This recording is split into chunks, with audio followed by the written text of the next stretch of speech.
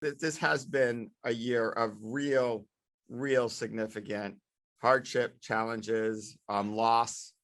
And I do think it's important to just take a moment of silence, if everyone is okay with that, to just acknowledge that and reflect on that. So let's do that now.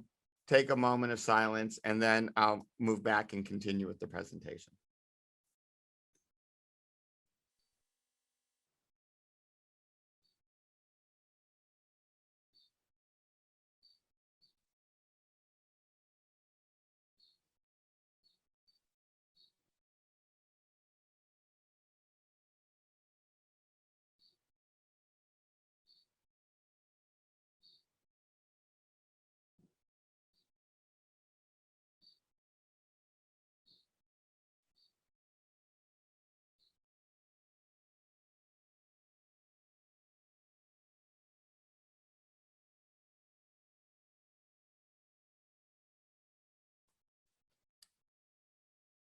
Thank you all for that. I think that was important to acknowledge.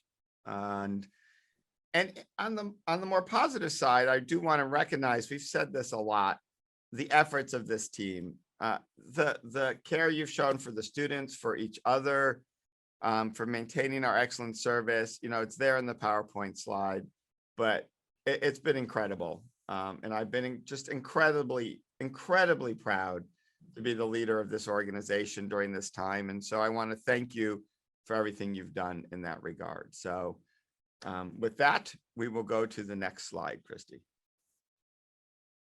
So we're talking about the return to campus, and I really want to highlight a few things in this space.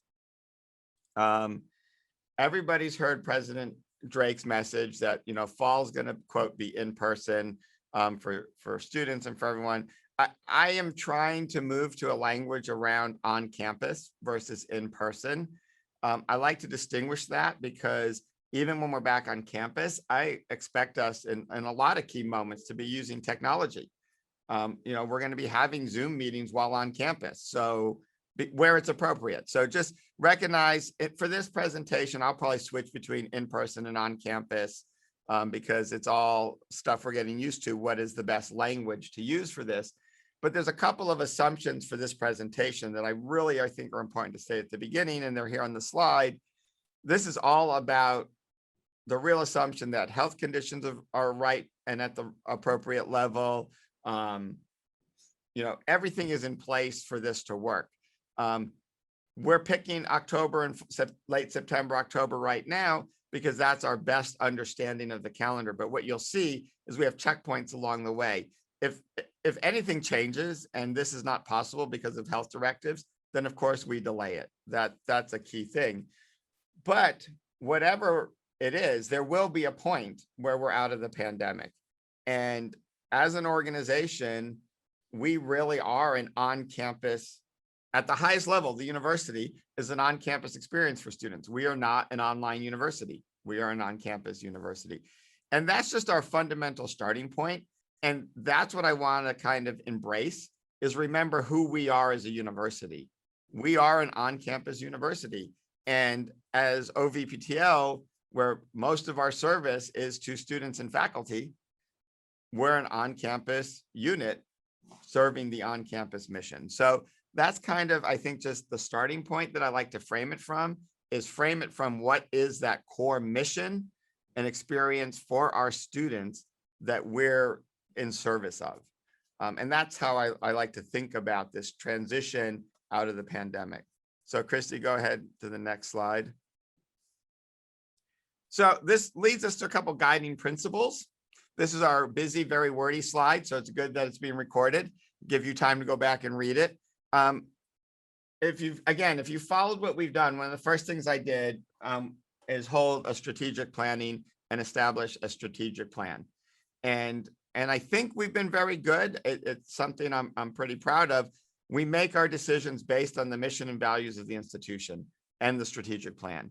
And that's going to be the core of everything in this return to on-campus and in-person mode.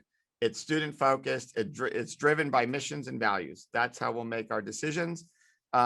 that's why we're focusing on this core on-campus experience. Also, we are, I think, and the envy of the rest of the campus for our level of teamwork, collaboration, and just the culture we have. And that comes from what we built in our in-person on-campus endeavors and activities. And some of the members of the team have not had the joy of experiencing that yet because they joined us while we're remote. And yes, you can build connections and you can do some things remotely, but the root of this, the core of it, is what happens in our interactions and being on campus. And we want to build on that, continue it, and maintain it. Obviously, we're going to follow any health protocols as we come back to on campus.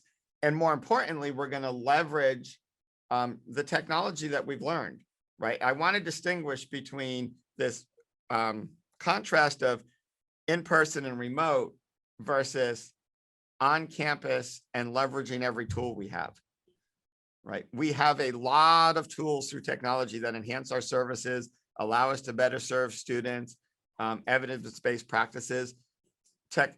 Embracing technology is not the same as the remote versus in-person duality. That's the same in teaching. It's the conversation I'm having with faculty around teaching, and it's the same in our mission. So that's why we're focusing on the on-campus part and leveraging technology. And we also want to make sure we're having this conversation now in April for something that's supposed to happen at the end of September. So we have plenty of time to plan and transition. And some of this will start happening over the summer. The nuts and bolts of this is we're returning to our offices and our original work environments, except for, of course, the units that get the pleasure of moving to their new work environment in the Student Excellence Center. So everybody, unfortunately, will be jealous of them. My apologies to those of you who don't get to move to the brilliant new Student Excellence Center. We will not be implementing any immediate sort of hybrid alternative workforce for our organization. Our focus is returning to on-campus, getting that reestablished, leveraging technology, and moving forward from there. And we will continue to use and leverage technology that we've used over the past year. I joke with people, you know, you are allowed to use Zoom from your office. It's not a home tool only. So we do, I think, for instance, these town halls, I don't know if we do them weekly, but I find them very useful. I think it's great that I get to see at least a Zoom face of everyone who's free and willing to come and wants to do that. We could not do this in a room, really. And so I think there will be places we do that. So that's kind of some practical things. Going to the next slide, Christy. Just like we've laid out on the instructional side, I think checkpoints in a timeline are key, right? We're presenting this to everyone now, kind of through June 30th. The campus is still remote, but we're in a place where, you know, we can have some on-campus activities on a volunteer basis if we want, assuming that the color codes stay the same. One thing to be aware of at a practical level, many of you probably read the governor's announcement that at some point, you know, we're out of the tiers, quote, everything's back to normal. One of the challenges for us at the university, just to keep in mind, is we're not just having to follow the governor's guidelines. We have to follow OSHA's guidelines. We have to follow the local, you know, health guidelines. It's actually fairly complicated. It's one of the reasons why, if the students really ask you about it, it's one of the reasons why we're having the commencement ceremony we're having. It's the best way to navigate all the different guidelines the campus would have to follow and maximize the in-person elements of graduation, as well as the other elements the students would like to have, like walking across the stage and such. So it's an interesting process. But May 1st, it's sort of a nice point. It's when, because it's aligned with when we're looking at the teaching schedule again for fall. I think that's a real good point that we'll have a check-in about, does the fall 23rd, September 23rd date make sense? Where are we going with that? The summer is really a chance to, as things open up, gradually return to campus. So that's the timeline.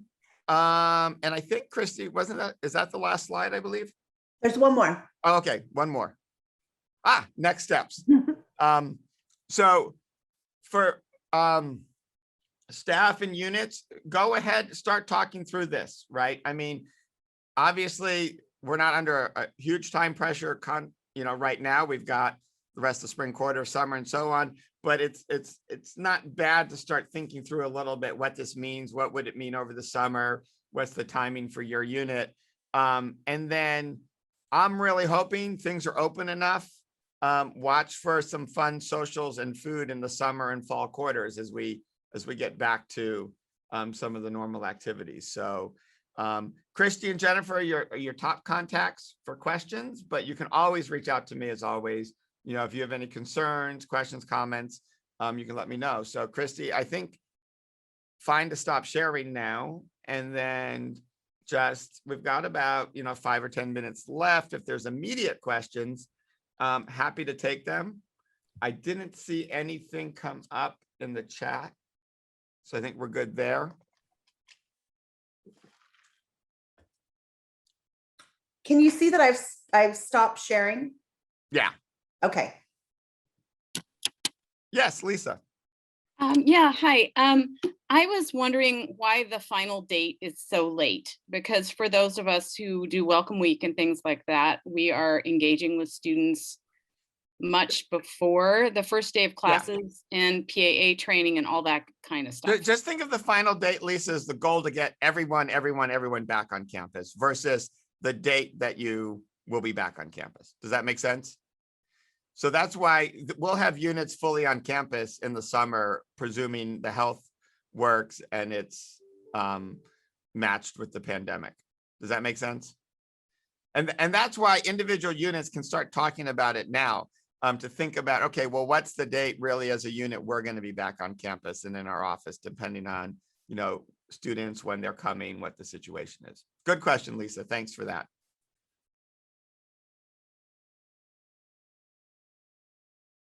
Other questions? Yeah, Rocio, we can send out the PowerPoint. I have a question. Oh, well, yeah, Josh, 1 second. I'll just get to Rocia's in the, whether or not there's barriers in place and social distant markers will just depend on the path of the pandemic and the status we are at the current point. All indications at the moment, we're doing the same thing in the teaching space, is that we'll be at normal capacity, maybe having to wear masks, right? That's where by September, where we're guessing we'll be. I don't know. I'm walking around ultra tall all the time. I suspect most of the social distance markers are actually still going to be up. I don't know how quickly they'll be able to take them down, but I'm not sure that they'll be relevant. I mean, and these are the things we're just gonna have to watch over the summer, right? I mean, with the state announcing the only thing in place in June is going to be masks, you can imagine between June and September, unless things go really bad, we'll pretty much be back to normal. So I'll go to Josh and then the questions in the chat.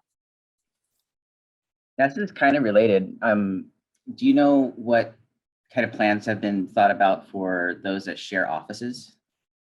Yeah, I mean, like I said, at the moment we're planning 100% capacity in the classroom.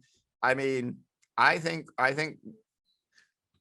it may not be exactly September 23rd, we're completely back to normal. So maybe when you're sharing offices at that point, there's some health mitigations we're doing that's a little different. But at some point, the world is back to the world. And that's what we have to start thinking about. I know it's hard to wrap our head around that, but that is where we're going pretty quickly. So we expect at the moment, Courtney, to your question, we're probably still going to be doing testing, contact tracing and everything in the fall. It's just not clear what level and for how long. That's all being worked out now. Certainly over summer, we're still doing all of that. We'll be doing all of that. The county will be doing it. In terms of vaccinations,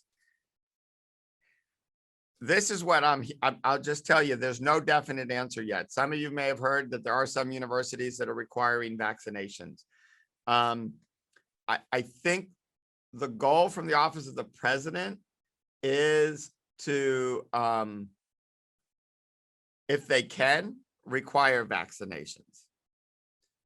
It's still unclear with the fact that it's currently still an emergency approval, if they can do that.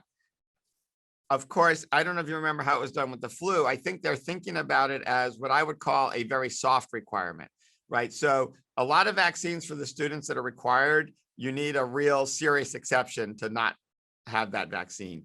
Whereas with the flu vaccine, it was fairly easy to get an exception not to have the flu vaccine. And I think that's where they're leaning, is as a requirement, but they'll have more, I think, more options for not having it if you don't want it.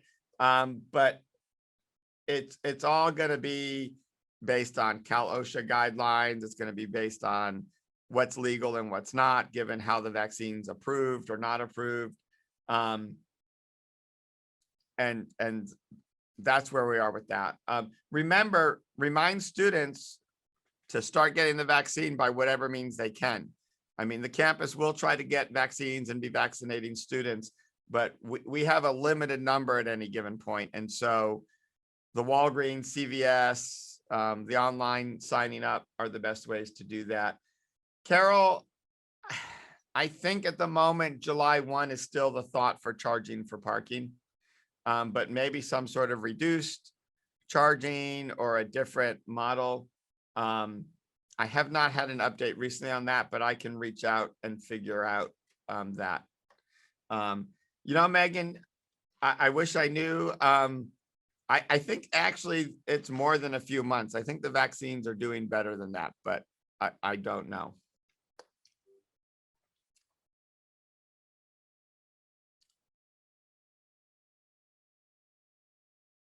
You know, Rachel, I think when it comes down to things like our own spacing, number of students, how we're doing one-on-one meetings with students, this is all stuff that's just going to evolve over the summer.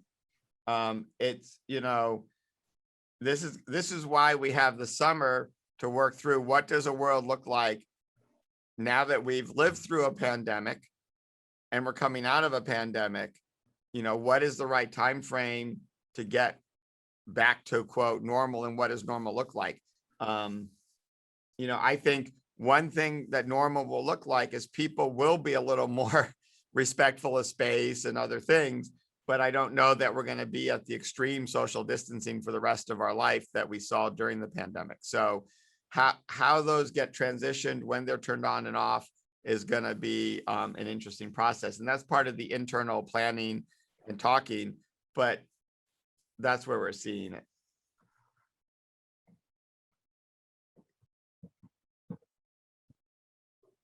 I have a quick question about Yeah, the Philippe. schedule of classes. Is it going to show rooms, Oh, yeah. numbers? Yep, it's going to be a pretty normal schedule of classes come May. Again, unless something really happens between now and May 1st, Philippe. That's what we're watching. Okay, thank you. Yeah. And look, I want to really acknowledge two things, you know, along the lines of the questions, because I hope I'm not sounding too cavalier here, right? This has been an incredibly challenging time with the pandemic. COVID has clearly been a danger that many of us have not experienced in our lives in any way like this before. And when you go through something like this, you know, it is hard to think about the coming out the other side stage, particularly when you're where we are right now, right? We're in this weird transition moment with lots of people vaccinated, but not everybody vaccinated. Cases going down, but they might still be going up in some places. Maybe the virus is going to mutate, maybe not. Like the LA Times today reported, the mutated version in California, the vaccine is working against. So that's good news, right? As people were pointing out, is this like the flu vaccine? You're just going to have to get it every year. But we seem to have figured out how to produce it and deliver it to people, you know? So I get the stress around the unknowns, but we're also at that point where we have to think about what does it mean to be out of it and quote functionally. And it's hard to think about what it means to be out of it when you're still not out of it. And I get that sort of mental challenge. And that's why, you know, we're taking it slow. We're not going live tomorrow. You know, we've got 5 or 6 months of planning, and we might learn. And that's why we have checkpoints. August 1st, we might have learned something completely different, and you'll be getting a very different message from us, right? Because we've learned something different. And so we're going to maintain that flexibility through the process. Because, you know, obviously the health is the number one priority, and we just have to stay on top of that and watch it. So that's the hard mental split to do, is plan under the current assumptions of what the health will be, which are very positive, in a time where we're still feeling the very negative effects of COVID, and in a situation where in August, we might discover it's not as positive as we thought it was. So yes, let's acknowledge we're planning for the positive outcome, acknowledge that we're still not there and all the stresses associated with that, and acknowledge that it might change. So that's the hard mental game we're playing at the moment. And I get it. I get that this is not easy. And that's why if particular group or unit, you know, you want to wait a month to start planning, there's time to wait a month. If this feels too early to think about it, you know, you can take that month. We're not under a super rush, but if there's things that you're ready to start planning for, let's go ahead and start planning, and then move at the pace we need to move. So fair amount of flexibility there.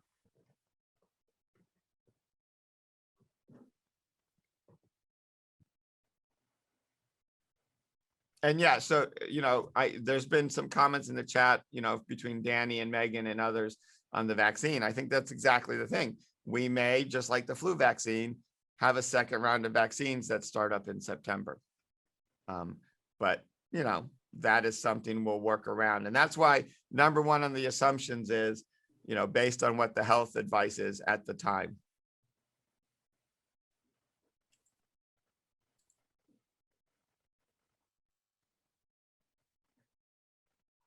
Yeah, Deidre, definitely. There's a lot in the childcare space. I mean, we've been talking about the healthcare space, but there's a lot of other timelines and issues that are going to have to be managed.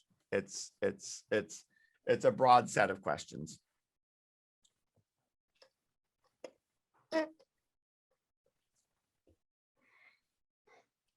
Okay. Hopefully this helps. That was the goal of it. And again, any other questions, do not hesitate to ask. We've talked separately with all the directors. I've talked with all the associate deans. So lots of people to chat with if you have questions or concerns. Michael, will Con be sending us the recording via email possibly? Since I hit record, I will be working with someone to make sure the recording is available. Okay. Because I don't know, Ian, you didn't record it separately, did you? Or no, just the host. So just send it to me and we'll take care so of it. I'll get it to Ian and he'll figure it out. You know, since I'm handling it, Christy, it should be ready within a month or two for everyone to see.